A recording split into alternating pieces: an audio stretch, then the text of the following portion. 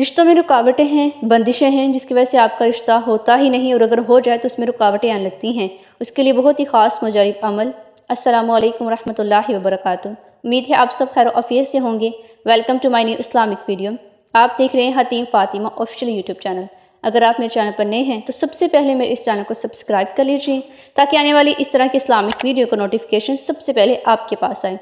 جو آج کا عمل بہت ہی زیادہ ضروری ہے ان لوگوں کے لیے جو اپنے رشتوں کو لے کر پریشان حال ہیں، ڈپریشن کا شکار ہو جاتے ہیں، رشتہ ان کا ہوتا ہی نہیں، اگر ہونے لگے تو ان میں رکاوٹیں آنے لگتی ہیں۔ تو پریشان مت ہوں، بلکہ اس پاک ذات کی رضا میں راضی رہیں۔ بے شک وہی بہتر جانتا ہے کہ ہمارے حق میں کون سا وقت بہتر ہے، اس لیے اس کی جو ذات ہے، اس کا جو وقت ہے وہ زیادہ بہترین ہے۔ لیکن بہت سے ایسے ہمارے اپنے لوگ بھی ہوتے ہیں جو ہمارے ہی رشتوں میں، ہماری زندگی میں رکاوٹیں پیدا کرتے ہیں اور بھول جاتے ہیں کہ وہ پاک ذات رب العزت دیکھ رہا ہے۔ اگر آج آپ کسی کے ساتھ غلط کرتے ہیں تو کل آپ کے ساتھ بھی وہ غلط ہو سکتا ہے۔ تو اس لیے دوسروں کی زندگیوں سے نہ خلا کریں، یعنی کہ دوسروں کے ساتھ اتنا ہی آپ برا کریں جتنا آپ کی خود کی ذات پر آئے تو آپ اس کو سہ سکیں۔ تو اس لیے آپ کی رکاوٹوں کو، بندشوں کو ختم کرنے کے لیے قرآن پاک کے خاص عمل آپ کے ساتھ شیئر کروں گی۔ اگر آپ اس عمل کو اس طرح کریں گے جس طرح سے میں آپ کو بتانے جا رہی ہوں تو کامل یقین عقیدے کے ساتھ کرتے جائیں گے تو آپ کو دوسرا کوئی بھی وظیفہ کرنے کی ضرورت نہیں رہے گی۔ جو میں آپ کو عمل بتانے جا رہی ہوں وہ قرآن پاک کی ایک سورت کا جسے کہتے ہیں سورۃ طٰہٰ، بہت ہی زیادہ افضل سورت ہے۔ رشتوں کی بندشوں کو، رکاوٹوں کو ختم کرنے کے لیے بہت ہی مجرب سورت بھی کہلاتی ہے، کیونکہ یہ سورت مشکلات کے وقت سکون اور ہمت دیتی ہے۔ جو بھی شخص اس سورت کی کثرت کرتا ہے یعنی کہ تلاوت میں، تو اس کے لیے قیامت کے دن یہی سورت شفاعت کی امید بن جاتی ہے۔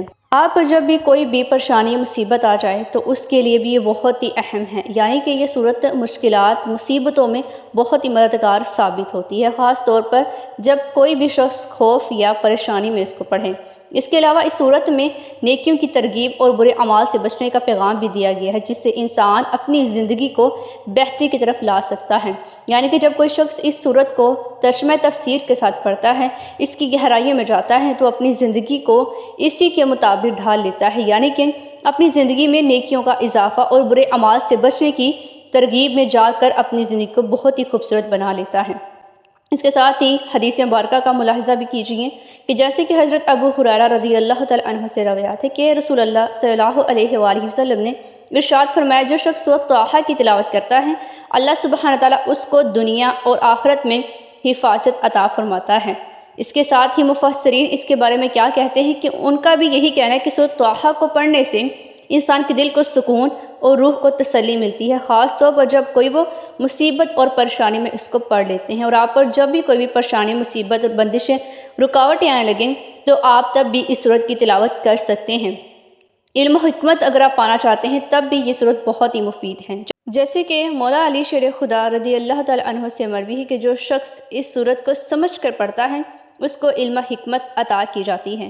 یہ احادیث اور فضائل سن کر آپ کو اس بات کی نشانی مل گئی ہوگی کہ یہ سورۃ طٰہٰ کی تلاوت کرنا انسان کے لیے کتنا ہی زیادہ عظیم ہے، یعنی کہ وہ انسان کی روحانی حالت بہتر کرنے کے ساتھ ساتھ دنیا اور آخرت میں کامیابی کا ذریعہ بنا دیتی ہے۔ تو آپ پر جب بھی کوئی بھی پریشانی، مصیبتیں، رکاوٹیں آنے لگیں تو آپ اس کی تلاوت کو اپنے اوپر لازم کر لیں، یعنی کہ پریشانیوں میں اور اس کے علاوہ آپ علم و حکمت چاہتے ہیں، نیکیوں کی طرف جانا چاہتے ہیں، اپنی زندگی کو بہتر کرنا چاہتے ہیں، تب بھی آپ قرآن پاک کی سورۃ طٰہٰ کی تلاوت کر سکتے ہیں۔ اب رشتوں کی رکاوٹ کے لیے اسی صورت کو لے کر جو خاص عمل ہے وہ ملاحظہ کیجیے، جن کے بھی بالکل بھی رشتے ہی نہیں آتے یا رشتوں میں کسی بھی قسم کی بندش، رکاوٹیں ہیں، یا رشتے آتے ہیں لیکن بات نہیں بنتی، تو آپ نے یہ عمل کرنا ہے سورۃ طٰہٰ کا، جو کہ 21 دن کا عمل ہے۔ آپ نے اس عمل کو کامل یقین عقیدے کے ساتھ کرنا ہے۔ اللہ سبحانہ تعالیٰ کے حکم سے بہت ہی اچھی جگہ سے آپ کا رشتہ بھی آئے گا اور بات بھی پکی ہو جائے گی۔ عمل طریقہ کار آپ نے غور سے سننا ہے، ایسا نہ ہو کہ بعد میں آپ سے کوئی بات مس ہو جائے تو آپ کو عمل سمجھ میں نہیں آئے گا۔ آج کا جو بھی عمل طریقہ کار ہے آپ غور سے، توجہ سے، دھیان کے ساتھ سنیے اور اس کے بعد اس پر عمل کیجیے۔ اللہ پاک اپنا خصوصی فضل فرمائے گا۔ عمل کچھ اس طرح سے کہ آپ نے باوضو ہو کر قرآن پاک کی سورۃ طٰہٰ کی تلاوت کرنی ہے۔ کم از کم 21 مرتبہ آپ نے سورۃ طٰہٰ کو پڑھنا ہے، چاہے لڑکا ہو تو وہ بھی پڑھ سکتا ہے، لڑکی ہے تب بھی وہ پڑھ سکتی ہے اپنے لیے۔ اور اگر ماں باپ اپنی اولاد کے لیے اس رشتے کے لیے پریشان ہے، رکاوٹوں سے پریشان ہے، تو ماں باپ بھی اپنی اولاد کے لیے پڑھ سکتے ہیں۔ آپ اگر ایک ہی بار میں پڑھ سکیں سورۃ طٰہٰ کو 21 مرتبہ تو بہت ہی زیادہ اچھا ہے۔ اور اگر آپ ایک ہی بار میں پڑھ نہیں سکتے، یعنی کہ آپ کے اکیلے کے لیے 21 مرتبہ سورۃ طٰہٰ کو پڑھنا مشکل ہے، تو آپ کچھ گھر کے افراد کو جمع کر کے بھی اس سورۃ طٰہٰ کو 21 مرتبہ پڑھ سکتے ہیں۔ اگر یہ بھی مشکل ہو تو آپ اسی سورت کو ڈیلی 1 مرتبہ پڑھ سکتے ہیں، یعنی کہ روز ایک بار پڑھتے جائیں گے تو 21 دن تک 21 مرتبہ آپ کی سورۃ طٰہٰ مکمل ہو جائے گی۔ اس عمل کو جب آپ نے کرنا ہے تو اپنے مقصد کو اپنے ذہن میں رکھتے ہوئے آپ نے اس عمل کو جاری رکھنا ہے۔